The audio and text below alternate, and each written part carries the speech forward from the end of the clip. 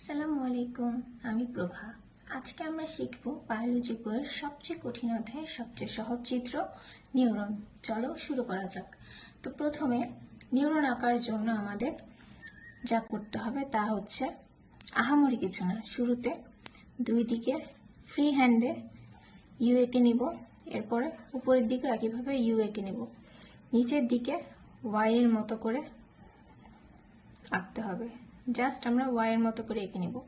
এরপর উপরে এই গ্যাপগুলো ফ্রি হ্যান্ডে মিলিয়ে দিতে হবে।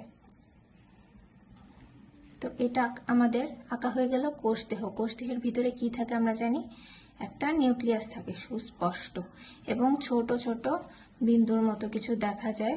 এগুলোকে আমরা কি বলি? এগুলোকে আমরা বলি নিউরনের নিসল দানা। এরপর এই কোষদেহ থেকে কি তৈরি হয় আমরা জানি, কোষদেহ থেকে তৈরি হয় আমাদের অ্যাক্সন। এগুলো গাছের শুকনো ডালপালার মতো করে এঁকে নিতে হবে। ধরা বাঁধা কিছু না, তুমি যে কয়টা দিতে পারো। এখন কোষদেহ আঁকা হয়ে গেলে আমাদের এক্সনটা আঁকা হয়ে গেল। এখানে যেখানে মিলিত হয়েছে এটাকে আমরা বলি এক্সন। এখন এক্সন থেকে কি তৈরি হয়? এক্সন থেকে তৈরি হয় আমাদের সোয়ান কোষ, র্যানভিয়ারের পর্ব, টেলোডেনড্রিয়ন, সিনাপটিক নব। চলো সেগুলো এঁকে ফেলি।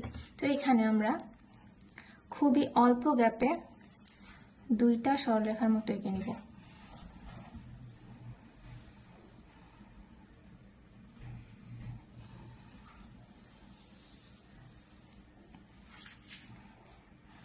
এখন আমরা এখানে সোয়ান কোষগুলো এঁকে নিব, সাথে র্যানভিয়ারের পর্বগুলোও যাতে বোঝা যায়।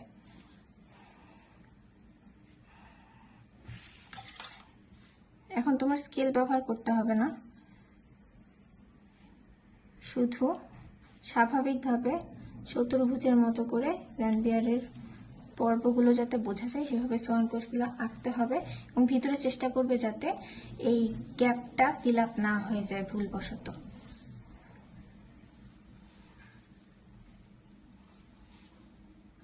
সোয়ান কোষ 3 থেকে 4টা আঁকার চেষ্টা করবে। প্রতিটি সোয়ান কোষে একটি করে নিউক্লিয়াস দিয়ে দিব।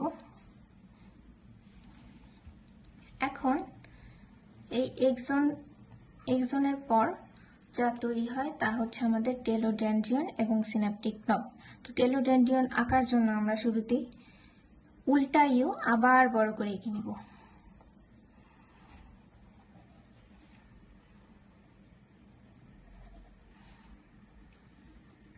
এখানে সিনাপটিক নবের জন্য আমরা নিচে 5টি আঙ্গুলের মতো করে এঁকে দিব।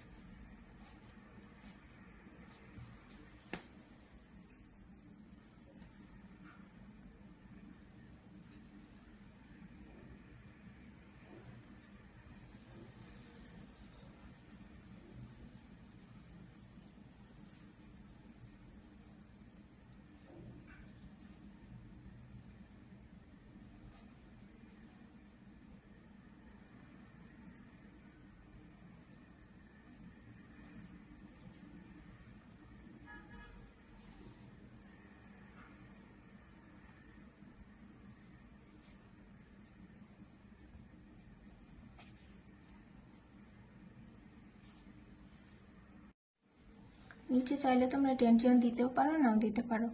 একইভাবে আমরা নিউক্লিয়াসগুলো দিয়ে দিব। তো এই ছিল আমাদের নিউরন। এখন আমরা চিহ্নিত করব। চিহ্নিত করার ক্ষেত্রে প্রথমে আমরা কোষদেহ চিহ্নিত করব।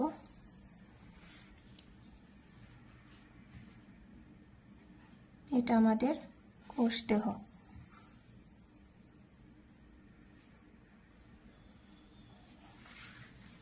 এরপর বড় বৃত্তটি নিউক্লিয়াস,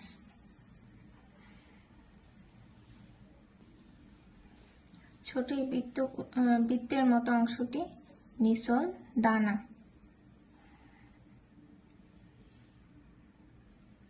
উপরের শাখা প্রশাখার মতো অংশগুলো হচ্ছে ডেনড্রাইট।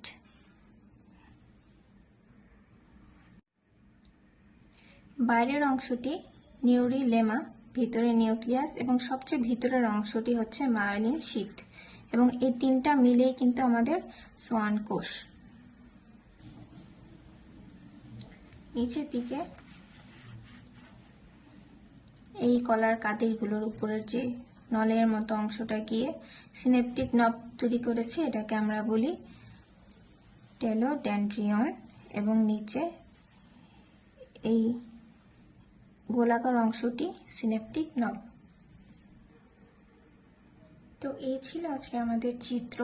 তোমরা অবশ্যই চিত্র আঁকার সময় পেন্সিল ব্যবহার করবে। তোমাদের বোঝার সুবিধার্থে আমি সাইন পেন ব্যবহার করেছি যাতে স্পষ্টভাবে বোঝা যায়। তো পরীক্ষার খাতায় কিন্তু অবশ্যই পেন্সিল ব্যবহার করতে হবে, এবং একই সাথে চিহ্নিত করার সময় তোমরা চিহ্নিত করা অংশগুলোর নাম খাতার ডান পাশে লিখবে। কখনোই বাঁকাভাবে দাগ টানবে না, সোজাভাবে নামগুলো লিখে ফেলবে, এবং অবশ্যই চিত্র আঁকার পর চিত্রের নিচে চিত্রের নামকরণ করতে হবে। তো এই ছিল আজকের ক্লাস। সবাই ভালো থাকবে। আসসালামু আলাইকুম।